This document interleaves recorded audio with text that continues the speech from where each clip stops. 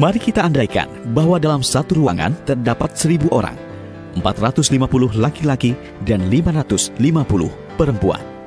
Fakta ini menunjukkan rasio jenis kelamin atau RJK sebesar 81/8.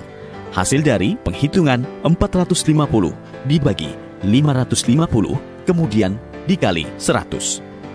Bila RJK di bawah 100, itu berarti lebih banyak perempuan dibanding laki-laki. Sebaliknya, bila RJK di atas 100, lebih banyak laki-laki. Data RJK berguna bagi pembangunan berwawasan gender.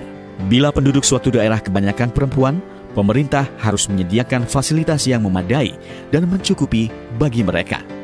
Demikian pula sebaliknya. Bila data RJK dihitung berdasar kelompok umur, kita bisa menemukan pola perubahan penduduk, misalnya akibat migrasi atau perpindahan orang.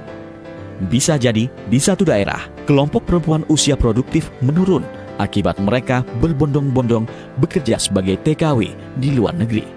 Bisa juga para lelakilah yang pergi ke kota-kota besar untuk mencari penghidupan. Besarnya jumlah penduduk di suatu wilayah dipengaruhi 3 hal: angka kelahiran, angka kematian, serta migrasi.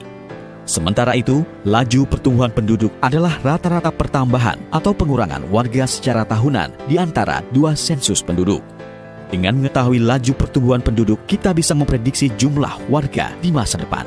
Ini penting dalam merencanakan pembangunan sehingga sesuai dengan tantangan di masa mendatang. Jangan sampai kita membangun fasilitas berlebih di daerah yang jumlah penduduknya justru cenderung berkurang. Selain konsep rasio jenis kelamin, jumlah penduduk, dan laju pertumbuhan penduduk, ada pula konsep kepadatan penduduk. Ia menggambarkan jumlah penduduk untuk setiap kilometer persegi luas wilayah. Luas wilayah yang dimaksud adalah luas seluruh daratan pada suatu wilayah administrasi. Di Indonesia, Jakarta adalah wilayah yang memiliki kepadatan tertinggi. Konsep lain yang penting dan sering digunakan dalam mengukur keberhasilan pembangunan adalah pendapatan per kapita. Alat ukur ini menunjukkan pendapatan penduduk secara rata-rata.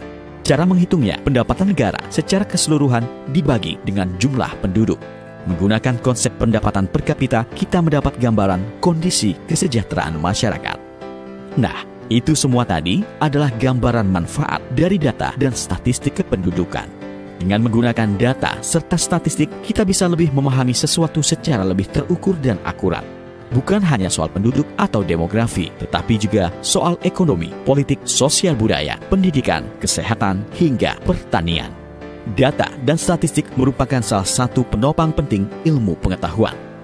Dan tentunya saat belajar dan memperdalam ilmu, termasuk ketika melakukan penelitian serta menyelesaikan skripsi dan tugas akhir, mahasiswa dan pelajar sangat membutuhkan data.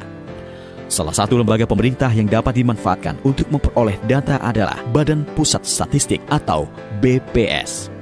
Lembaga ini hadir di Jakarta, di setiap ibu kota provinsi dan juga masing-masing kabupaten kota.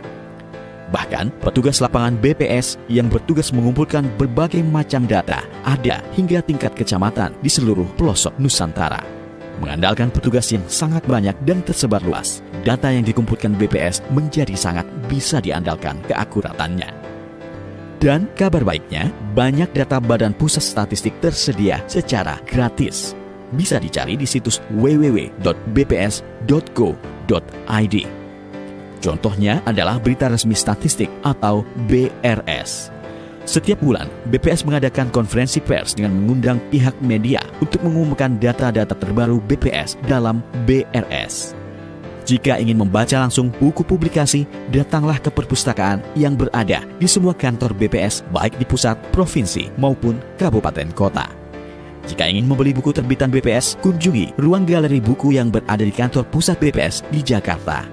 Atau bisa juga kirim email ke bookstore@bps.go.id atau telepon 021 381 0291 extension 7445. Jika ingin membeli soft copy, buku publikasi, data mikro hasil survei dan sensus atau peta digital, datangilah ruang konsultasi statistik yang berada di kantor pusat BPS di Jakarta atau kirim email ke bpshaki@bps.go.id dengan mengisi form permintaan data. atau telepon 02135507057. Lalu, apa saja data yang bisa didapat di BPS? Data yang disediakan Badan Pusat Statistik dibagi dalam 3 kelompok besar: data sosial kependudukan, data ekonomi dan perdagangan, serta data pertanian dan pertambangan. Untuk data sosial kependudukan, diantaranya tersedia data tentang sebaran penduduk secara geografi dan sebagainya, indeks pembangunan manusia, kesehatan, pendidikan, perumahan, serta lingkungan hidup. Untuk data ekonomi dan perdagangan, diantaranya tersedia data tentang ekspor-impor, nilai tukar petani, pariwisata, upah buruh, industri mikro dan kecil, serta industri besar dan sedang. Terakhir, untuk data pertanian dan pertambangan, diantaranya tersedia data hortikultura, kehutanan, perikanan, perkebunan, pertambangan, peternakan, serta tanaman pangan. Untuk mengetahui lebih lanjut tentang layanan yang diberikan dan mengakses data-data Badan Pusat Statistik, kunjungi situs www.bps.go.id.